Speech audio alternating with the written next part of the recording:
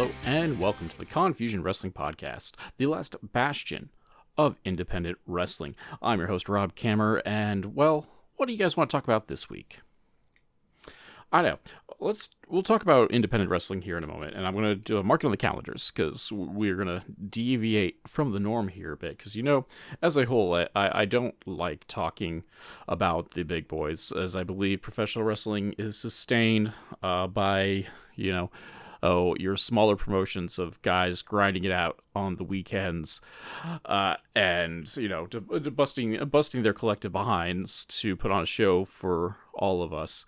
But in a weird, shocking blow in the world wrestling entertainment, they've announced that Ron R-Truth Killings, his contract will not be renewed, and that they're wishing him the best in his future endeavors. And there's definitely two minds to look at it. And obviously, we'll start with business sense. Like, it makes, at a certain level, some business sense, as Truth is not the youngest guy on the roster by any stretch of the imagination. Though, I don't know where he found it, but he found himself the fountain of youth.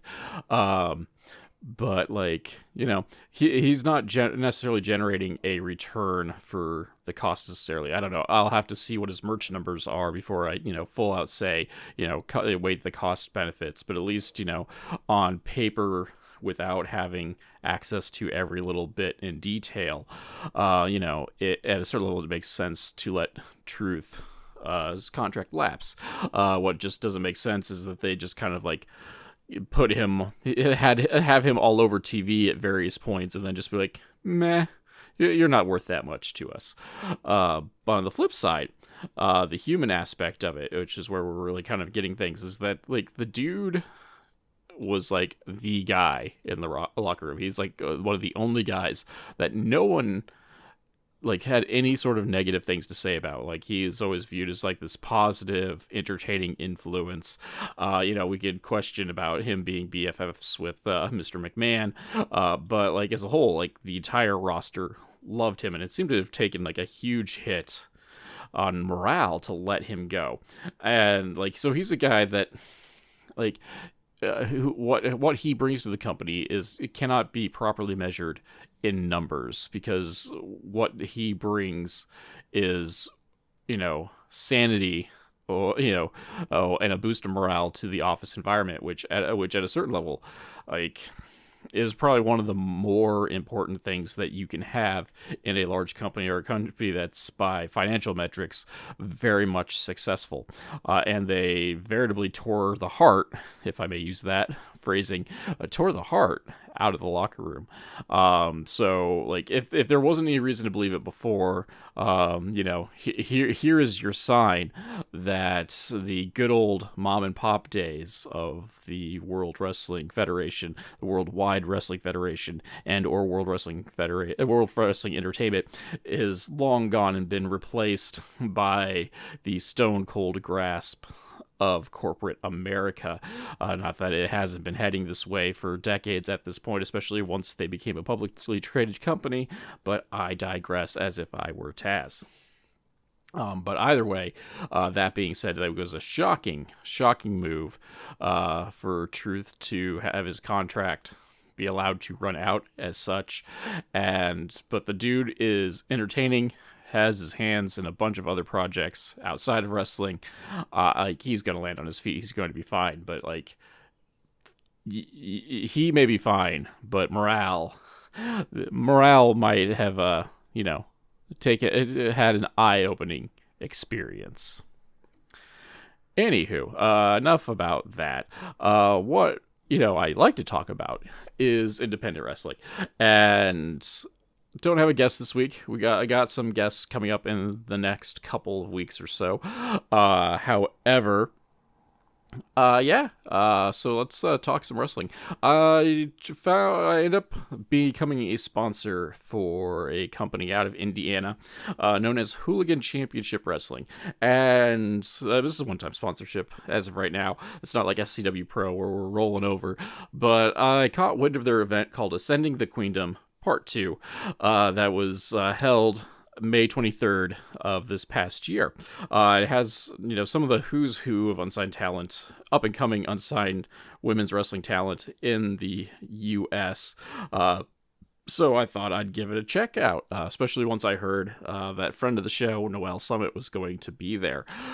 So yeah, I thought we'd check it out. If you want to check it out, which I totally recommend you do, that is on IWTV, Hooligan Championship Wrestling. But yeah, so this is the Ascending the Queendom 2 event that took place this past May in Evansville, Indiana. Nick Manawa is on the call. He is our sole person in the commentation station this evening. So we're going to start off with a promo from our champion, the HCW Hooligan Championship Wrestling Women's Champion, Erica Damia.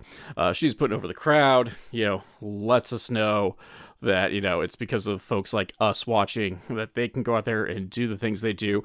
Puts over the women's roster because obviously they're the best, which draws the people in, etc. Vicious cycle, if you will. So when we go backstage, and we're going to see these recurring skits, and I'm not up on the the history of Hooligan Pro. I know they've only been around for a year. But we're going to see these sketches backstage where various wrestlers that they rock with the block. And I have no clue what's going on here, but everyone's rocking with the block. Starting off with Davina Thorne. She is rocking with the block.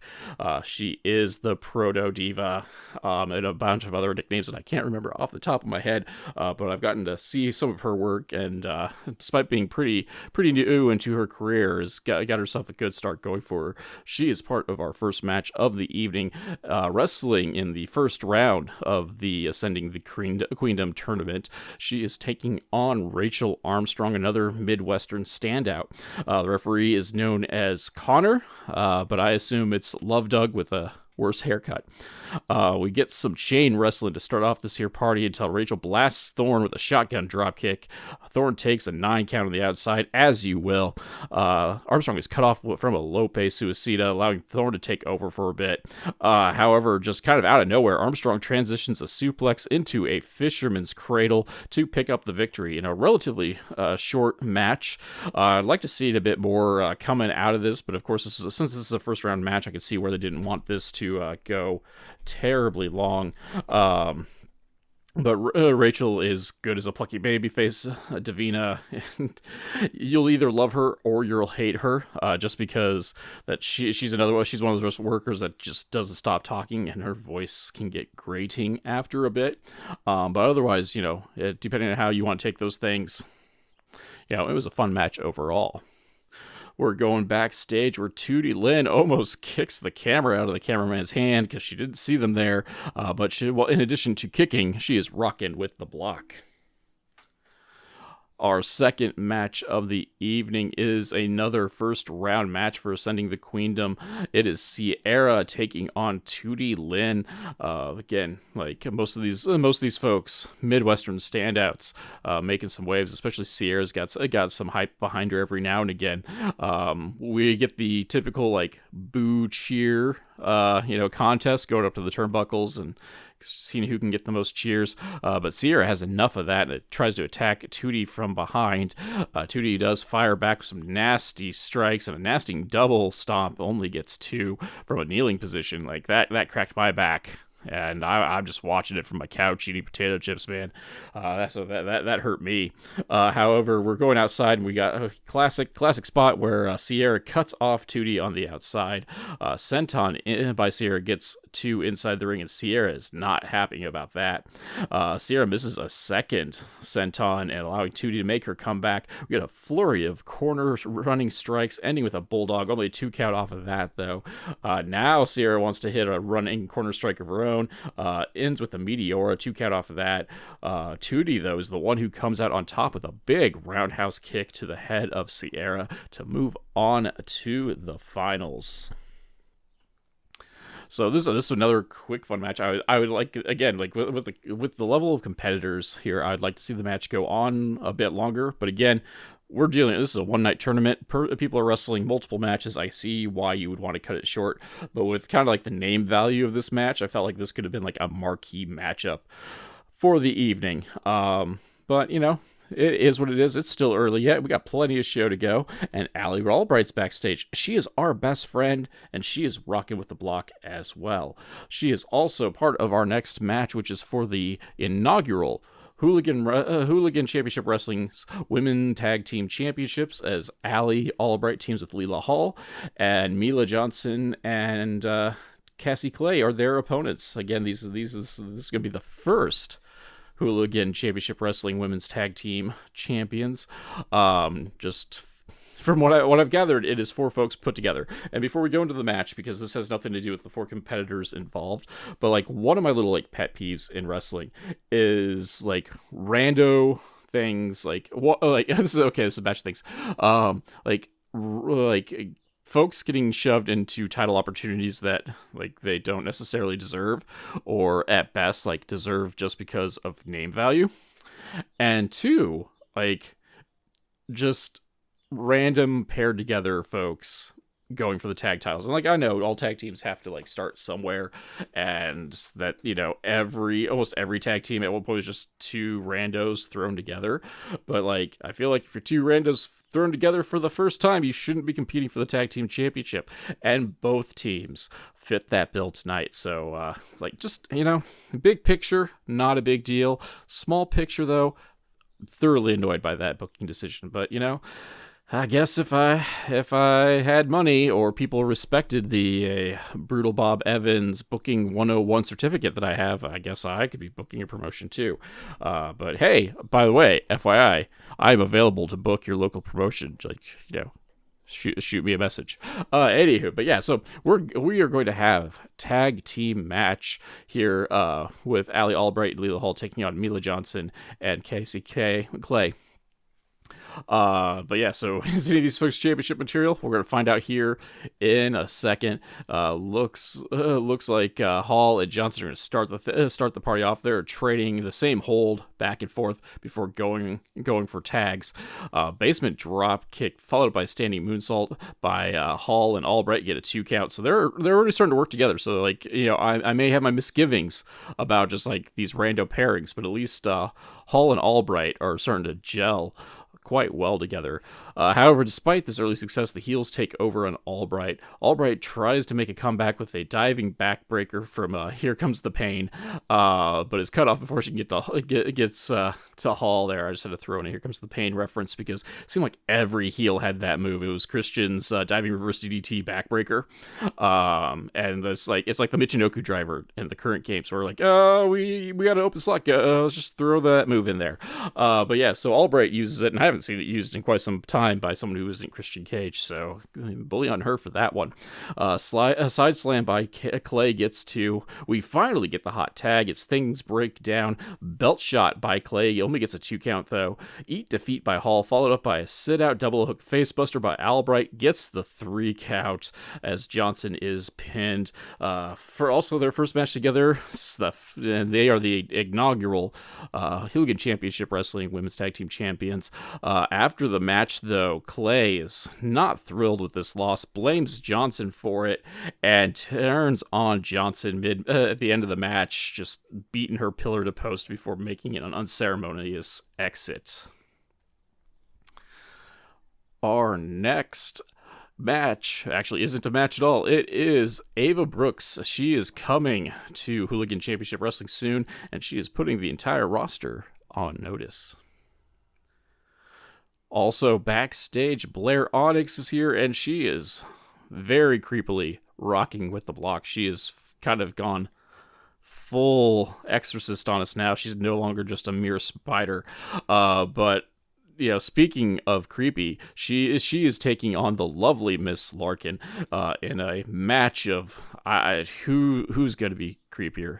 And you know what? I'm down for it. I've been watching Blair Onyx for a number of years because she's a Black and Brave graduate, and I am in the proximity of said wrestling academy, and I just recently have discovered the lovely Miss Larken and her therapist therapist Larken, and evidently there's landlord Larken running around too. But yeah, they're a lot of fun to watch, like something very different out there. And well, let's just face it, man. Just like CM Punk, I did Crazy Chicks. So lovely Miss Larken is where it's at right now in independent wrestling, as far as I'm concerned. But she has a tall task in front of her in the form of Blair Onyx. Anyway, Larken wants Onyx to help her find her knife. That's part of her thing, is that she has lost her knife and needs help finding it. Hasn't found it yet. Though if I were Onyx, I'm not sure I would help her find it, because Larken is not always the most stable. Forgive me for saying that. But it looks like Larken's going to attack from behind, but gets caught. Wants a truce. Doesn't she wants a truce, but doesn't know what the word truce means. Her words, not mine. We get some deep breaths before kicking Onyx in the face. We are now fighting outside of the ring. Inside the ring, we get a sliding lariat by Onyx to get a 2 count. Running slap gets a 2 count as well. Following this, like, everybody wants a goozle, because Onyx likes the choke slam and Larken just likes to fit in, so we are just goozling each other just because we can. Larken gets to the ropes off a Koji clutch. Larken makes a brief comeback, though, to hit a DDT for 2. Larken finds the knife. Unfortunately, it's not her knife, so she's kind of upset about that. Anyway, though, the important thing is she hits a tornado DDT, only gets a 2 count off of that. Onyx backbends out of a stunner, so, like, Onyx gets hit with a stunner. Instead of, like, flopping on her back, taking a back bump, she just does a back bend, like, into a spider position, and then pops right back up. This freaks out Larken, and, like, let's be realistic, freaks out everybody too. Enough time for Onyx to hit the Desecrator for only a 2 count, though. Larken, though, pulls out the knife, not her knife, though, well, not my knife, and proceeds to shank Onyx into a trauma train headlock driver. I'm not sure if that should be a DQ or not. You know, shanking someone is inherently not legal, but, like, the knife may or may not be real either. So is it just punches to the midsection? I mean, either way, Onyx got shanked, got driven on the trauma train, and had to eat the L there. Fun match if you are into the gimmick shtick of folks, because both of these competitors are very much into character work. I am a fan of character work in professional wrestling. Like, it's great to have your 5-star graps, but, like, for me, like, those 5-star graps mean nothing unless you got a personality behind them, which is one of the reasons why, like, looking at the world of professional wrestling, Daniel Bryan or Bryan Danielson, whichever your preference is, has done so well in the world. Like, yes, he graps well, but, like, he's usually good at playing the mental game with it. But either way, as I said, this was a fun match. If you're into the gimmick stuff, I'm into the gimmick stuff, so it was a fun match. Totally check it out. I believe it is on the Hooligan Championship Wrestling YouTube as well, by the way, so you don't even need the IWTV subscription for that. Anywho, never mind that. Hall and Albright are backstage. They feel great. They're going to become besties. We're all going to become besties with them. Also, Mila Johnson is upset that Casey Hall put her hands on her, blaming her for the loss, looking to get some revenge here in the future. Following this, we have Mercy. She is rocking with the Block. She is also going to be rocking with Miss Amina Belmont, the Phoenix Princess. Amina needs 3 entrances to finally be satisfied with her entrance. And then immediately basically just starts with a 9 count. Just take it a 9 count. You got this. Amina is reluctant to engage, which is smart, because when we finally do get some engagement between the two, we get a head scissors out of the deal early. So, you know, I guess she was smart to not want to, start grappling with Mercy. Anywho, Amina does get to take over for a bit, but spends a lot of time jaw-jacking with the crowd. Mercy is sent to the floor, and Amina just sits Mercy in a chair and chops away. Didn't work the second time she tried that, though. However, Amina cuts her off and throws her into the first row of chairs. We get a double down inside the ring off of rebound strikes. Get a comeback sequence by Mercy, 2 diving cross bodies, codebreaker for 2 as well. Amina feigns an injury to only get a 2 count off that flurry of offense. However, Mercy hits a code red, 2 count off of that.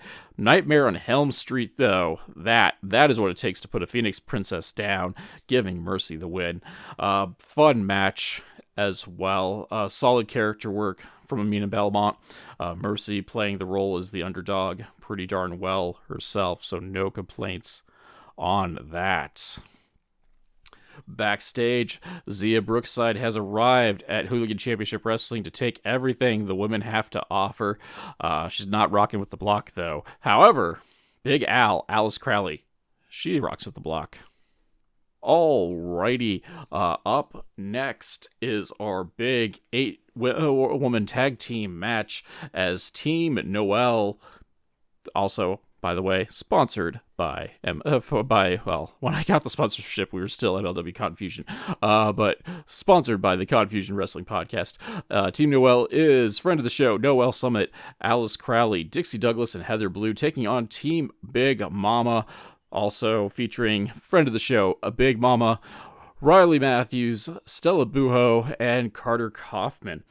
So we got 8 women, one fall to a finish. So there's going to be a lot of stuff going on here as the captains start. Noelle is all psyched because she is faster than Big Mama. And then she eats a body slam and she's done. She's like, nope. Tagging out to Alice Crowley. We get quick tags from both sides.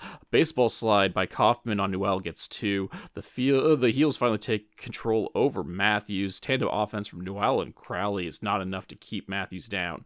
Matthews hits Soul Food on Blue to get the hot tag to Big Mama. Corner splashes for everybody. Like, everybody's in now. We got quad tags, quad hip attacks, and it's just pandemonium run wild. Finally, it's a gory bomb by Blue onto Kaufman to get the win for Team Noelle after some shenanigans outside of the ring. And just, man, so much stuff happened this match. Like, I just like wrote an entire piece of paper giving the rundown of it, so like this review like does, won't do it any justice, but hey man, there's a lot of stuff going on, and I'm not going to waste all of your day like giving you the play-by-play when you can go watch this online. Anywho, so it was a fun match, and of course, I'm a big fan of Noelle Summit. Champion, like, day 2 is H. Of course, we had Big Mama on the show earlier this year, too. It was a fun interview that was cursed, but hey, we got it done finally. Speaking of things getting done, Brittany Jade is rocking with the block. Man, so much block rocking. I should go ahead and get herself a pause for the cause, get ourselves an energy drink, a coffee maker, maybe some other merch out there. We'll be back. Un momento. Hey, folks.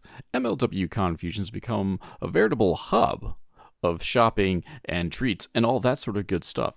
Whether you need a sugar-free alternative to energy drinks in the form of Raise Energy, or maybe even, top-of-the-line ice makers, coffee machines, and other household appliances, or, well, let's go crazy, and you can even get WWE licensed apparel, all through my links section.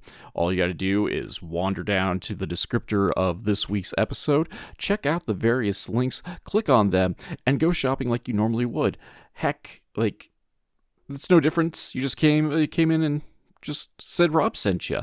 And that way, you can get the things you need, maybe even at a discount, and the podcast gets a kickback as well. So be sure to check out those links. Thank you very much for listening. Back to the show.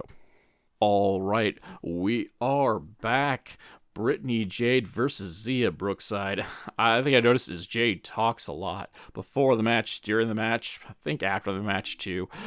Claims that Brookside ripped her nail upon the first tie-up. Also later pulled hair on a second tie-up attempt. Flurry of offense though sends Jade to the floor. Brookside gets a chicken chant started before chasing Jade around the ring. However, these things usually don't work out well, and Jade hags Brookside up in the ropes off that pursuit. Jade is in control, cutting off Brookside, a hope spot or 2. Big knee lift, gets a 2 count off that. However, it is Brookside who gets a quick flurry of offense, ending with a DDT to pick up the relatively quick victory. This is like a solid, we'll call it post-intermission match to get the crowd worked up again, because there was a lot of stuff going on in a relatively short amount of time. Jade, of course, talked a lot and got her comeuppance in the end by the world-traveled Brookside, so all's well that ends well. Hey, it's J-Rod. She is the OVW Women's Champion, and she is down with the block. I hope she's down with her opponent tonight, Ashlyn Alexander, because if not, she is going to be in a world of hurt. Ashlyn, though, wants some sportsmanship, wants some respect. It is denied. That handshake is denied by J-Rod. Alexander responds by going for a handful of pin attempts, none of which are successful. J-Rod goes to the floor and just like, hey, I want to fight on the floor. Come on, let's fight on the floor. So we get another chase spot that ends with the boots being put to Alexander. It's like a little bit of a thing I've noticed tonight is we got a lot of chase spots running around the ring for the babyface to get cut off, and like I know it's a trope, but when it's a trope in like half your matches, like we got to calm ourselves down a bit. Just throwing it out there. Again, graduate of the Brutal Bob Evans Booking 101. So bring me to your local promotion to spout terrible ideas, I guess. Anywho, the important thing is J-Rod likes to clubber, and she is clubbering away. Alexander makes a comeback using her size advantage to do some squishing, get a low body splash by Alexander, gets a 2 count off that. Alexander goes for the 10 punch in the corner and is power bombed out of the corner for her efforts.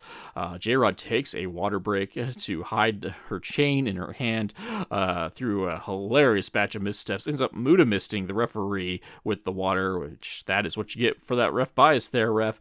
Alexander gets the chain, uses the chain, then follows it up with the Fisherman's Neckbreaker to pull out the victory. A solid match. J-Rod is one of those up-and-comers that people like to talk about in the Midwest region, whereas Ashlyn Alexander is a bit more quiet in her work, but working up herself a steady resume, appearing kind of all over the place, most notably in Dreamwave / Uprising out of LaSalle, Illinois. But otherwise, a solid match, nothing to complain about outside of the like 15th Chase Riley Reed cutoff spot, but I'm not sure whose fault that was. Maybe not theirs, so who I'm going to complain to. Probably just the people who dare listen to me on the interwebs. Anywho, Fallon Gray fallen angeling her way to Hooligan Championship Wrestling, while Riley Matthews, she rocks with the block. Here we got, it is time for the presentation of the Ascent to Queendom Crown. We got the finals. It is Tootie Lynn taking on Rachel Armstrong. Both competitors have several years of experience under their belt, and it shows with this extended feeling out process. Armstrong really looking for the crowd support, and Lynn is looking for the strikes, so definitely clash of styles as we go through there. However, running boot and a bulldog combo gets Lynn a 2 count. Armstrong makes herself a comeback, but is just, taken down by a spin kick. 2 count, though, there. She's not done yet. Armstrong hits a flash super kick out of nowhere, followed up by a low DDT to pick up the victory. The highlights of this victory, though, is that the announcer misannounces Armstrong as Ashlyn Alexander. And no offense to any of the competitors, but Ashlyn Alexander looks nothing like Rachel Armstrong. However, Ashlyn Alexander does come out to present the crown to our new queen, Rachel Armstrong. Speaking of Ashlyn Alexander, she is down with the block. Or actually, she's rocking with the block too, probably. Anyway, Solar was backstage with Erica Demia, Hooligan Championship Wrestling Champion. Erica is going alone because Solar thinks that this is her time to shine at this all-women's event. He will hang out backstage and, keep an eye out from there instead of, being ringside with her. Big Mama is backstage. She is listing her accomplishments, including guest of the Confusion Wrestling podcast, NWA TV champion, etc., before noting that she rocks with the block. It is announced that Kenzie Page is has had travel issues and will not be appearing this evening. She is supposed to do a match with Alexis Littlefoot. Alexis Littlefoot comes out. She does not have an opponent. She basically runs down the NWA and Kenzie Page, basically just calling them a bunch of pansies because they're just running from a fight instead of making the travel work. Does have herself an open challenge, and the Big Mama comes out to defend NWA's honor, which, I mean, okay, they've done good by her, but as a whole, like, I don't know, man. NWA nowadays kind of hit a nadir now that with Tyrus and Bram as their champions. Like, I don't know, man. But hey, if they're treating you well and you're getting paid, go make that bank. That's all I got to say. It's easy for me to make those decisions from my soapbox and microphones and neckbeards and basements. Though I will throw it out there that, like, yeah, I may not have a championship, but I have a hot tub filled with pizza rolls, and which is more valuable? Obviously, the pizza rolls in this economy. Just throwing it out there. Anywho, Littlefit goes for a cheap shot because we has matched now, and Mama just decides to mop the floor with her. We go outside and goes into a slugfest. At least this isn't a chase spot. We are just throwing clubs at each other. Littlefoot sends Mama into the ring post. Inside the ring, Littlefoot maintains control, starting to really work over Big Mama's arm. Meteora by Littlefoot only gets a 2 count though. Big Mama though is Big Mamaing up and hits a pounce out of nowhere. Oh, love me a good pounce. Big spear into the corner, followed by an avalanche. Not enough to put Littlefoot away. Mama misses a splash and then misses a corner charge. This allows Littlefoot to roll up Big Mama with her feet up on the ropes to get the 3 count. Unclean victory by Alexis Littlefoot. But hey, in the record books, you can put all the asterisks you want there, but it's going to show that Alexis Littlefoot beat the NWA television champion Big Mama.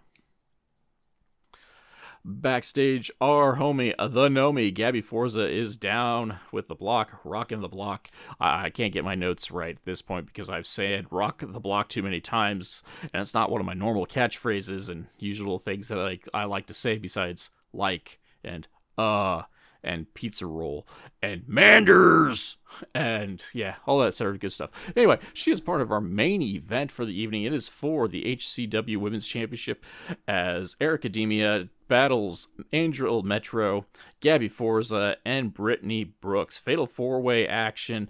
Allegedly, according to Nick Manoa, this is one fall to a finish.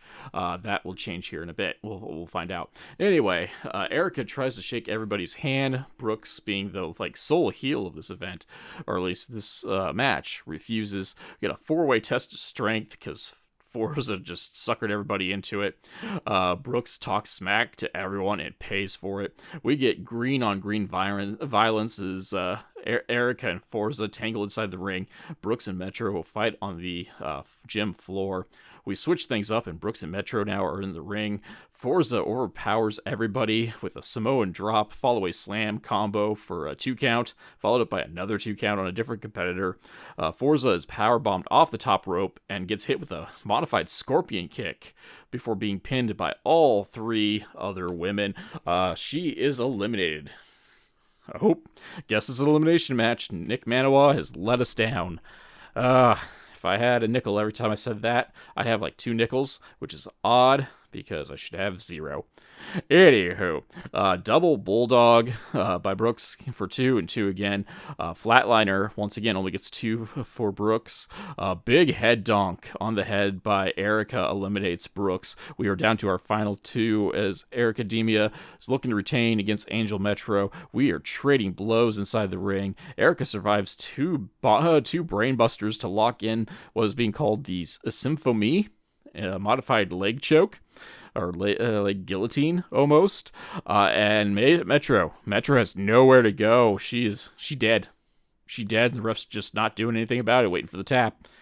Finally, Erica just demands the ref check her because she's out, and the ref finally does the arm check and realizes that Angel Metro is in fact unconscious and dead, and still your Hooligan Championship Wrestling Women's Champion Ericademia. Fun match, 4 very distinct personalities going at it. Sentimental favorite. I was hoping Gabby would last a little bit longer because, I'm just going to throw it out there. I don't know what it is, but I'm not a fan of Brittany Brooks. She everything I've heard, she's a great person. No complaints on that front. But in the ring, just not my thing, baby. But otherwise, even then, like, I could say, like, not my thing. But it was a very good match to cap off, like, a very good event. It's always great to see women's wrestling take the forefront in events, because the fact that I have to call it women's wrestling to set it apart, shows how much work that needs to be done. Because soapboxing here, like, one of my little pet peeves is the chant of women's wrestling. Like, it's wrestling. If it's good regardless of who's doing it, whether it's men, women, interspecies. If we bring back CP Monk, that's fine. Kaiju Big Battle, got the Kaiju off that. Like, matches are good, wrestling is good. As Joe Monroe would say, just shut up and enjoy wrestling. Anyway, yeah, so there we go. Hooligan Championship Wrestling Ascend the Queendom, Part 2. The second year running, fun event. So if I know matches are popping up on their YouTube. Of course, if you have an IWTV subscription, be sure to check them out there. But in the meanwhile, as I said, I got some guests coming up. Speaking of Joe Monroe, we're gonna shut up and enjoy wrestling, because he's gonna come on next week. Got some big things coming as there's been a gentleman leaving batches of voicemails, like demanding some things, so I might give him the airtime to air said grievances about things, keeping that under wraps though for the time being. And in the meanwhile though, thank you guys for giving this here podcast a listen. Stay tuned for the best ways to support the podcast while you're at it, and I'll catch y'all next week. The Confusion Wrestling Podcast is a weekly podcast that is written and performed by Rob Kammer and hosted by Spotify for podcasters. The background music for this section is Ruined by Day, performed by Alan Schroeder. If you enjoyed this podcast and would like to help support, please like, subscribe, and tell your friends, family, and enemies. Leaving a review is helpful as well, because word-of-mouth advertisement is very important for us small podcasts. My social media links can be found in the description, but Twitter, Instagram, and Blue Sky are at The Nova of Cass. That's TheNovaofCass, and Facebook is MLW Confusion, all one word. If you'd like to support monetarily and help upgrade my equipment, please check out my virtual tip jar at ko-fi.com/Casanova, or if you prefer more bang for your buck, go to patreon.com/Casanova, that's CASSONOVA, where for as little as $2, backers get access to the podcast early and without those pesky ads, plus other exclusive content. So join the crew that is headed up by Keith Wynn, Alan Schroeder, Chris Zach, and Elenia, and check it out. You can also find t-shirts, coffee mugs, and other merch at the Confusion Podcast store on Teespring. Also, be sure to check out the affiliate links in the description below. For business inquiries such as ads, sponsorships, and etc., please email rzkamer, Kamerer, at comcast.net. Thank you all for listening.